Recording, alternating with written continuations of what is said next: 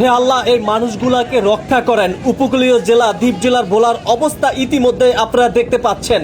আবারও ঘূর্ণিঝড় দিয়ে আসতেছে উপকূলীয় জেলা ভোলা। দর্শক, যারা যেখান থেকে আজকের এই ভিডিওটি দেখছেন, আপনারা সবাই জায়গা থেকে ভিডিওটি শেয়ার করে দিবেন। দেখতে পাচ্ছেন এই মানুষগুলোর অবস্থাটা একটু লক্ষ্য করে দেখুন। সবাই ভিডিওটি শেয়ার করে দিয়ে লক্ষ মানুষকে দেখার সুযোগ করে দিবেন।